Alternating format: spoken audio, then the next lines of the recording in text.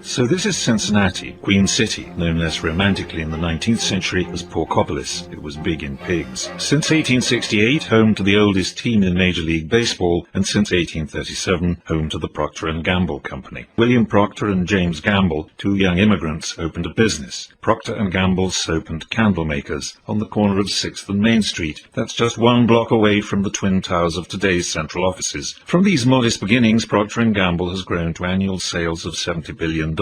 Marketing over 200 brands in almost every country on the planet. But it isn't the size of P&G that interests us as marketers. It is how P&G marketing fits into the context of marketing's history. How Procter & Gamble took a craft which hitherto had been purely intuitive, labeled it, refined it, developed it, sophisticated it, and practiced it with a method and purpose unmatched by any other company anywhere on earth. P&G has a strong claim to have invented modern marketing. Even the word as we understand it now. University lecturer Ralph Starr Butler used the word marketing to describe his experiences at P&G in his textbook Marketing Methods, published in 1915, the first time marketing in a modern sense appears in print. In 1879, P&G became one of the first businesses to create value around a carefully chosen brand name for a new mass-market product. Modern brand management was conceived about 1880 with the launch of P&G's Ivory Soap and an advertising slogan which lasted over a century, 99 and 44 100% pure, it floats. Developing the concept of managing brands as discrete standalone business. In 1931, P&G appointed the world's first brand manager, Neil McElroy, subsequently Secretary of the United States Defense Department, where he incidentally launched the brand NASA, a brand which we all know well. Each of P&G's hundreds of brands across the world still has a brand manager to this day. P&G invented market research in 1926, appointing Paul Doc Smelzer as manager of the world's first marketing research department, which by retirement he had built up to some 3,000 researchers. Procter & Gamble has been the world's biggest advertiser for decades. P&G was a pioneer of radio advertising, as they were of TV, and remain so in the field of internet and social media brand advertising. The phrase soap opera comes from the thousands of hours of radio and TV drama produced by P&G to sell their soap brands. In 1999, the editors of Advertising Age, the house magazine of the US advertising and marketing industry, unanimously voted to name Marketer of the 20th Century the Procter & Gamble Company, just 160 years after its startup on the banks of the Ohio. The Ohio River has seen a modest 19th century startup become the acknowledged university of modern marketing. The wise marketer observes P&G closely. We will do so. But what of marketing before P&G? In the next class, we will ride back in time and visit early marketing in the cave.